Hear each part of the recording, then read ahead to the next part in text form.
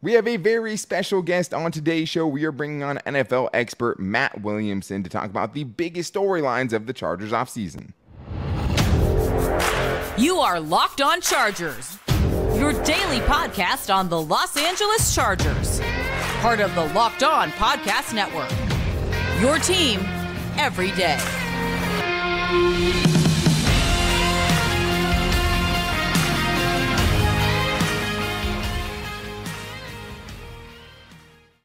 What is up, and welcome into the Locked On Chargers podcast. I'm your host, Daniel Wade, joined as always by my co-host, David Drogemeyer, and we've been covering the Chargers together for 7 seasons now, but this is our 5th season as a host of the Locked On Chargers podcast, bringing you your team every day. Thank you guys, as always, for making us your first listen today, and to make sure you never miss the show, go follow or subscribe for free on the Locked On Chargers YouTube channel, and listen to the show wherever you get your podcast from. You can do both. You don't have to pick one or the other. We're catering to all audiences, but today we are bringing on Matt Williamson, who is the host of the Peacock and Williamson show. They do one of the best jobs out there of covering the entire NFL, and we wanted to get an outside perspective on how, an NFL expert from the outside feels about the Chargers, including, saying that Justin Herbert is a top 3 quarterback up there with, you'll get to hear it, Joe Burrow and Patrick Mahomes, and also just talk about Kellen Moore, Brandon Staley, first-round pick Quentin Johnston, and all the things that he is excited about going into the Chargers 2023 season. But here he is, Matt Williamson.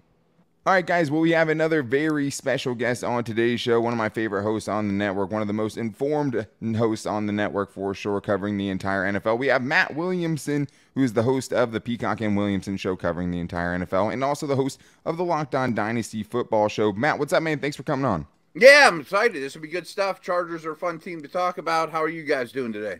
Yeah, doing great, man. That's I mean, good. Matt Williamson, intentionally or not, has some of the best sound bites you'll hear from around the Locked On Podcast Network, too. Has a couple bubble butt, things like that. That's the true nitty-gritty we wanted to bring on the show. But we wanted to bring you on for a national perspective on things with the Chargers because, they're always a hyped-up team. They're always an oft-talked-about team now in a big market with a big-time quarterback. But sometimes we can get caught in our local bubble covering the Chargers, but you have kind of a national perspective since you cover the NFL.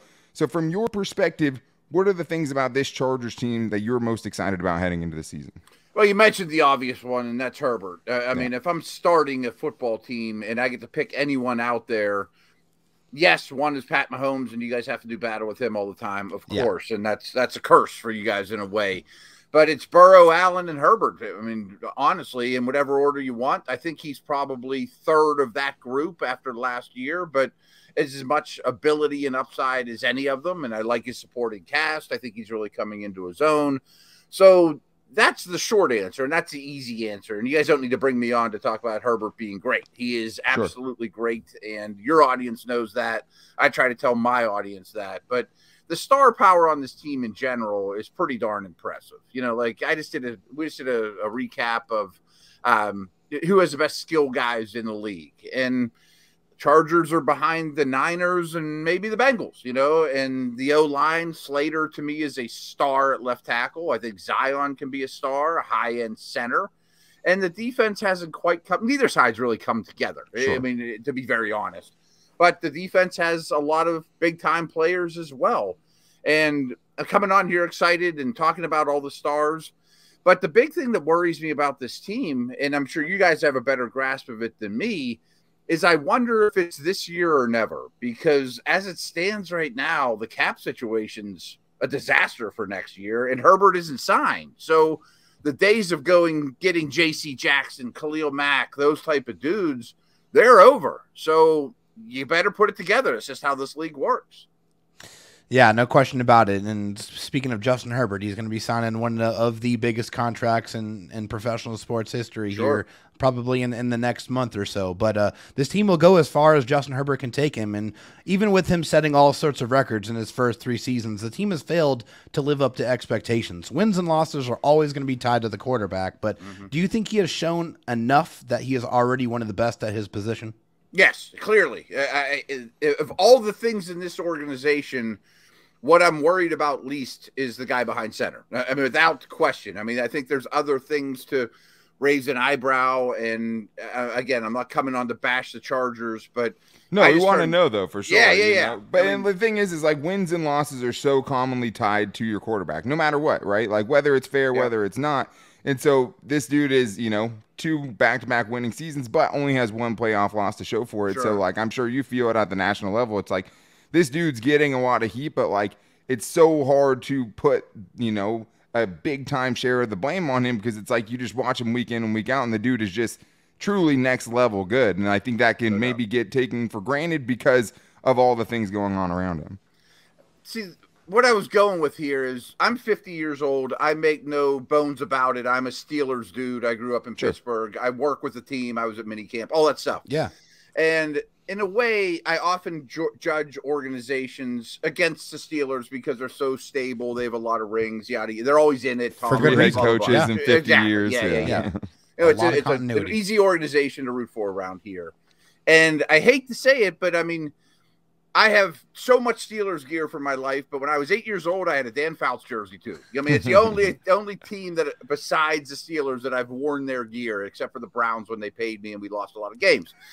So, but where I'm going with this is Fouts, Rivers, Breeze, Herbert. I mean, that's Bradshaw, Ben. That's Rodgers, Favre.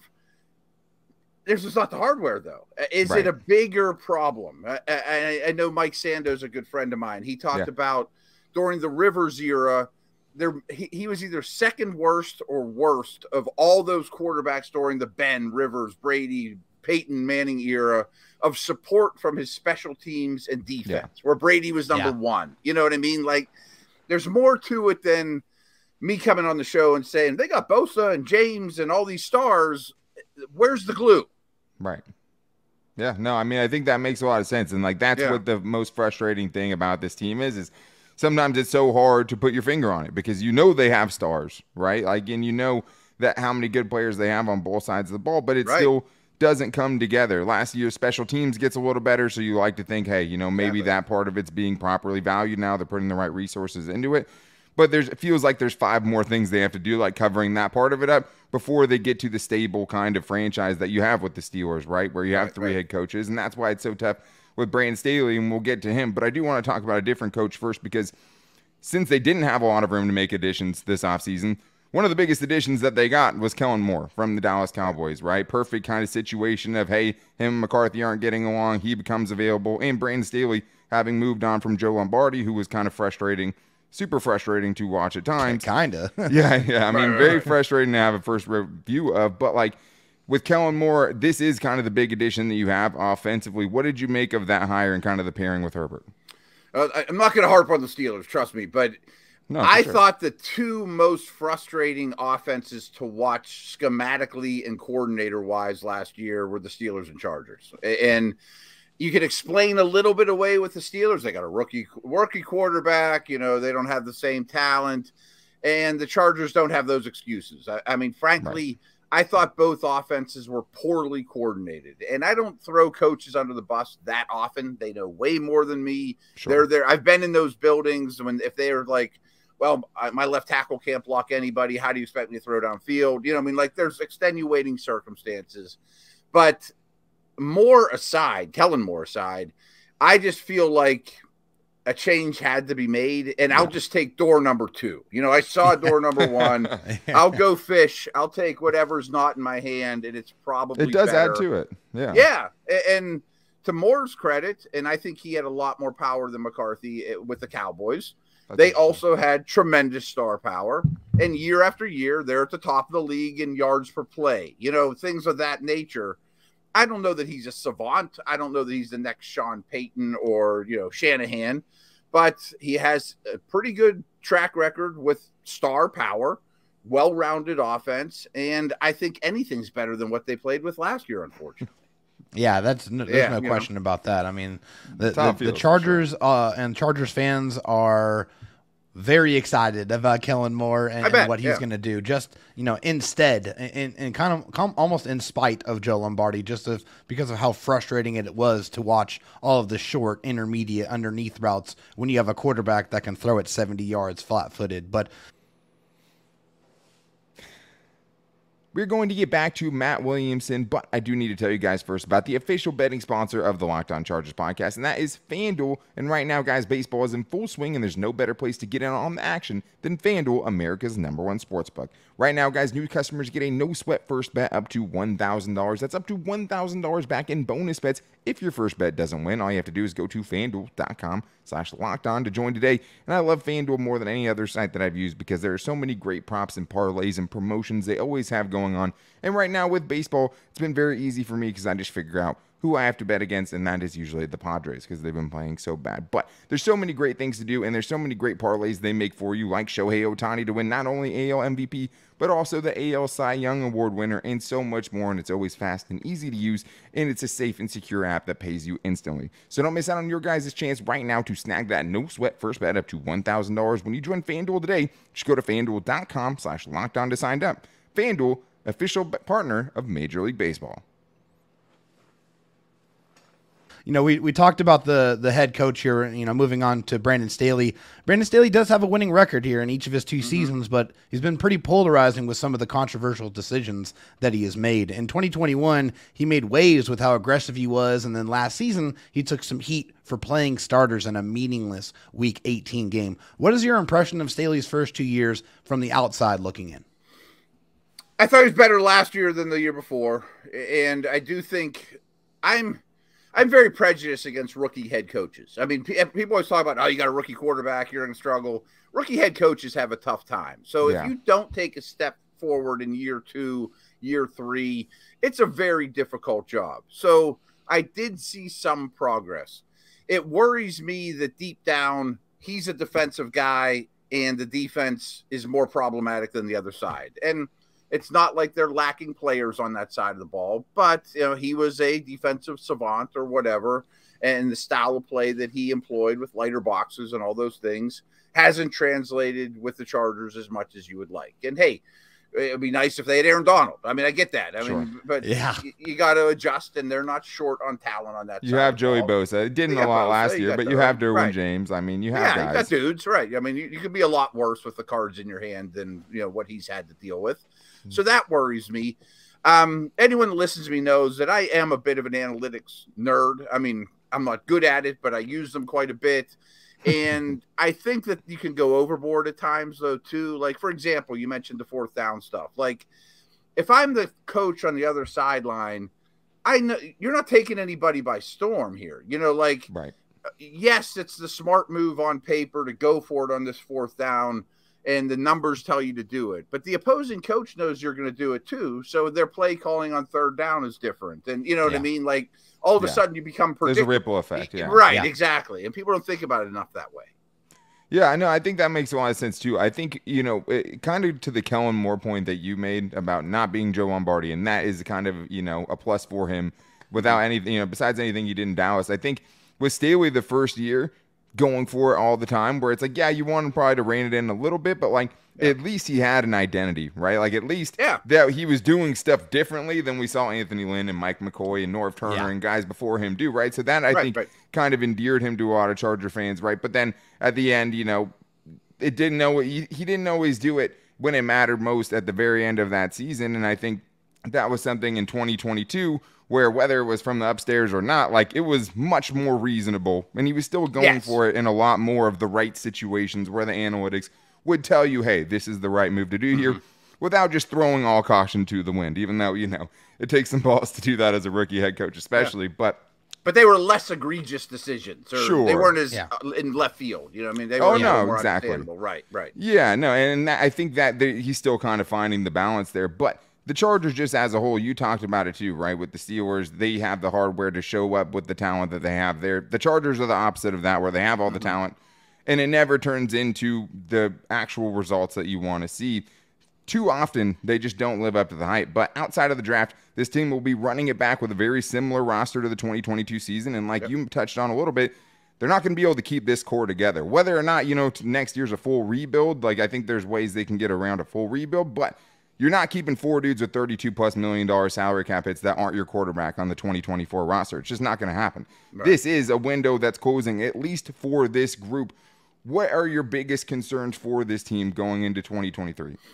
Real quick, I want to just rewind because there's something I wanted to throw in there because to the Chargers' credit, to Staley's credit, if you are going to go for it a lot on fourth, well, invest in a center, draft a guard in the first round, go get a power back in the mid rounds. 2 of those 3 happened and worked. The other ones, they just keep drafting power backs and they're no good or whatever. But at least they understand this is who we are. So on 4th and 1, we'll run behind Zion and Lindsey and hopefully get that yard. Or and investing in the offensive line has been great. Right. Like that's been huge, and that wasn't a thing that happened before him, right? And he has to get credit for that. Rivers probably was like, "Where was that?" You know what I mean? All the time, man. We say it. We say it literally all the time. I can imagine. And Herbert's a little more mobile than Phillip. You know, what I mean, a lot more. Hey, help me out here. Biggest concerns for this year, or did you say going forward? I would say for this year because it's such a big year, right? Like they're bringing back mostly the same roster. Yeah. So like the concerns in that, obviously you're hoping you get a healthy J.C. Jackson and Joey Bosa and all those things. But what just from the outside looking in, if you're saying, hey, this season falls apart for the Chargers, it's because why? That's a tough one for me. I mean, I kind of was sitting there thinking down the middle of the defense could certainly be better. You know, I mean, I wish there was more physicality. It feels like they've been looking for a linebacker for 100 years as well. How do you feel about Eric Kendricks? Probably sort of the Lombardi conversation. I'm like, it's better. I'll take door number 2. And I don't know what he has left, but he's had a very good career. And I'm sure he's going to have value with the green dot and get everybody aligned and all those type of things. And even a presence like that can allow Derwin to blitz more or freelance more. They had the most broken plays in 2022, right? For a defensive-minded coach, they had the most broken plays in the back end, most explosive plays, their bottom 5. So it's like they weren't getting lined up for sure. That's been a problem. Yeah. And people don't think about that stuff. They think every defense, they can line up, it's easy. Not when you're playing against Shanahan and Reed and these dudes that mess with your mind all the time. And linebackers are very cerebral position. So even if he is a step slower, his mind, I think, will help that group quite a bit. This is a crappy answer by me too, but I could be on Locked On Ravens, Locked On Dolphins and say the same thing. If the season gets derailed, it's because the AFC is awesome. You know what I mean? Like, I'm excited about the Steelers, but they might be the 4th best team in their division. You know, I mean, like, if I'm the Bengals and Joe Burrow, I'm ready to win titles. Well, Pat Mahomes is down the road, and the rest of the conference is just awful. Like, I can't remember a time when one conference was so much better than the other. And it's rough.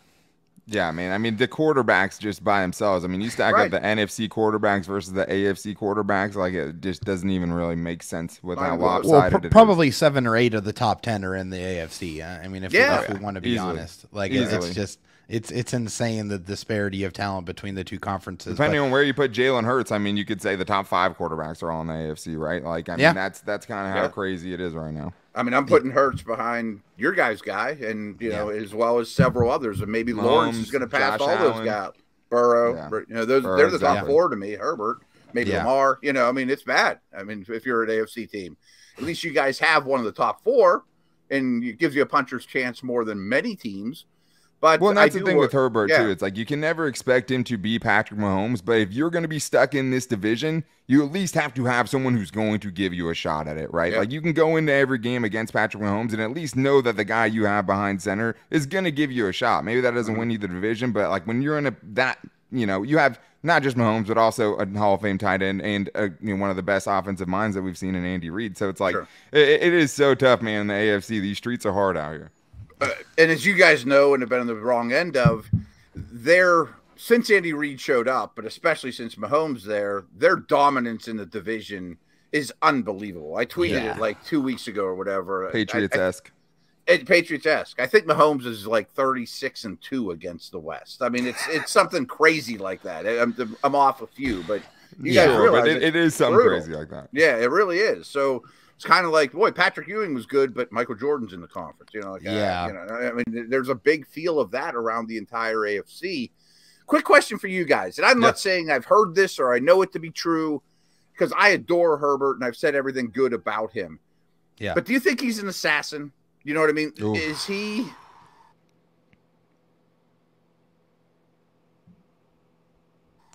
I think he's very mentally tough, but is he Jordan? Is he Brady? Is he an assassin? Because to beat Mahomes, you have to be that guy mentally, What's your thoughts on that? Good, dude. I think he's been chained up. Honestly, I think he's a really, really amazing dog that's on a very short chain, or has been on a very short chain. And I think it's time now for this dog to be put on the pedestal and put him in the dog show so he can shine. And I think that was part of why the Chargers knew that they needed to bring in Kellen Moore, and they needed to bring in somebody that can really put Justin Herbert in every best situation to use all of his amazing gifts, the long arm, the big arm, the athleticism, the ability to throw on the run. Like, we didn't see enough of that from Joe Lombardi, so we're hoping that Kellen Moore is the guy to unlock that for Justin. And the contract's about to reflect that, of course. Yes, exactly. Sure. Right. And that means something in the locker room. I'd say outwardly, though, to your question, it's no, right? Like, he's not the rah-rah guy. Like, he's not Joe Burrow. He's not Patrick Mahomes. And, like, I don't know if that's something, even Josh Allen, right? Like, I don't know if you grow into that, right? Yeah. But what I would say, though, that was the knock coming out of Oregon. He's kind of soft-spoken, Sure. There's a lot of ways to win, but...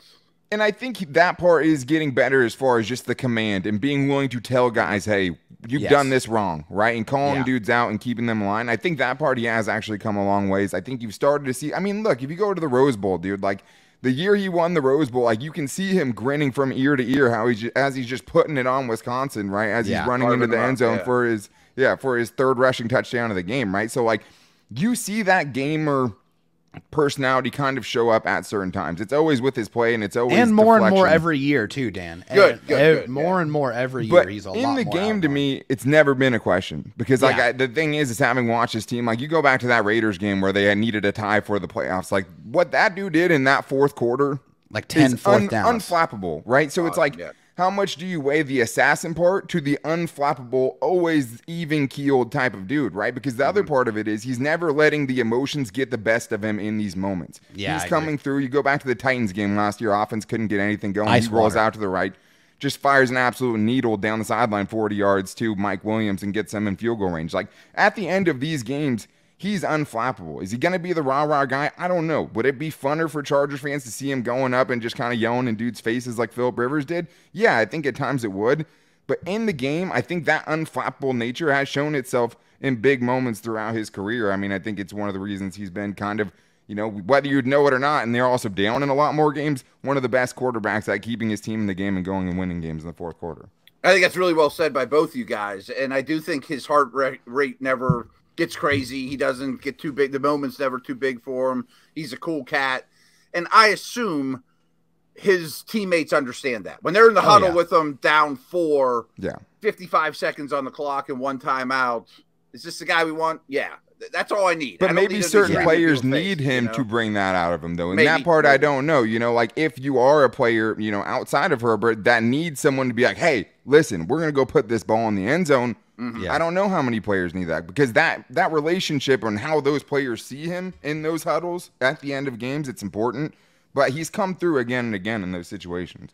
Yeah, that 32-year-old guard that has 4 kids at home and $18 million in the bank and been doing this a long time. Does he look at the kid and be like, "This is our dude," or is he like, we'll be fine"? Yeah, exactly. No, I think through his toughness and his tenacity and his just his will and his play, I think he's earned that respect. And I think you see it in snippets too, like in the Miami game, for example, last year. But God, does it seem like he's trying to cover it up, man? For sure, that dude hates a camera. But he ran for a first down late in that fourth quarter in that Miami game, and he gives a little first down symbol. Like that's where he shows those moments where that does come out. And so hopefully this year that comes out a little bit more because the fans would love it. But, just moving on a little bit, the Chargers haven't done a lot to give Justin Herbert a lot of weapons until they did so this year in the first round. And they went and got Quentin Johnston out of TCU. What were your thoughts of the Chargers taking Quentin Johnston? I like it a lot because I think it staggers your 3 receivers nicely in terms of age, skill set, money. I mean, money's going to be a real problem with both those guys. I was a little shocked that they pushed the can down the road for both the older receivers. Yeah, me too. Which made, this has to be a young, fruitful player, productive player early on. Yeah. I thought the hate's the wrong word, but the draftnik disparaging for Johnston went a little far. His hands aren't great. okay. I mean, drops are one of my least concerning things of wide receivers because the guys that lead the league in drops are Wes Welker. Stephon Diggs led the league in drops this year because you get a ton, you wouldn't ton have of thought targets. that. I wouldn't have thought that. Yeah, because you get a ton of targets. Yeah. You know, Welker always had a lot of drops because he's Yeah. catching the ball amongst linebackers 3 feet off the line of scrimmage and getting blasted in the teeth. You know, Yeah. I mean, so drops don't really worry me, but he's tremendous with the ball in his hands. I think he's explosive for a big man. There was a real shortage of big receivers in this draft, and he stood out in that way. You know, I'm glad they took him instead of Addison or Flowers or somebody like that. I think he'll throw his weight around in the run game. I do think they need to be a little more physical in the run game, and people don't think about receivers benefiting that, but I think he helps in that regard as well. And the Chargers were terrible on the edge last year. When you have Michael Bandy and DeAndre Carter out there, I mean, it was crushing them on the perimeter. Yeah. Like, I thought Johnston was going to end up being a Raven, you know, blocking for Lamar on the edge and being a big body out there. So I think it's a really good fit. Well, and I mean, Tom Telesco just will not draft you unless you're under 6 feet tall, right? We all know he has the type. But, like, I think for me, the part I like most about it, the part I can get most behind is just, like, having someone that can punish people for wanting to do deep coverage, right? Putting the top on against Justin Herbert. You had no dudes who could actually do anything if you needed him to underneath, right? He is instantly the best yak threat they have in that receiving core. And, I mean, I think now that we've seen him out in training camp a little bit, he still looks that athletic against fields full of athletic dudes. And I think that's when you kind of know a little bit where it's like, does it still look the same once everybody was the best player on their college and high school team, right? Does he still look like he's that freakish athletically?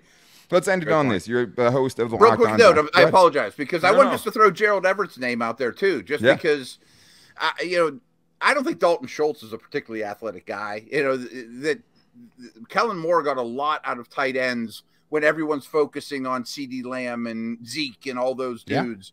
I think Everett gets a spike in production too, and has kind of been a little bit of an afterthought. You know, like I mentioned. He is. I mean, I think he's not a nobody anymore. You know, like I know he's inconsistent. I know he can be frustrating, but he's a talent that could be tapped into a little bit more, I think.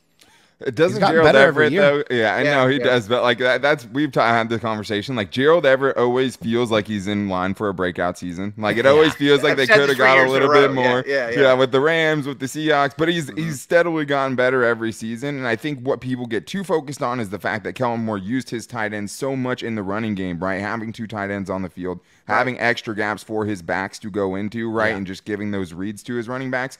Where now you don't really have anyone that's a prototypical blocking tight end on this roster. You have many more kind of specific receiving threats, but sounds like Gerald Everett is someone I might be targeting in fantasy, someone you can get really late, maybe as a backup tight end. But I'm sure since you're already deep into fantasy football, because you know draft season is coming up and is here for some people already, but you are the host of the Locked On Dynasty Football Show. Who are the Chargers players that you are bullish on heading up into this fantasy football season? I've done.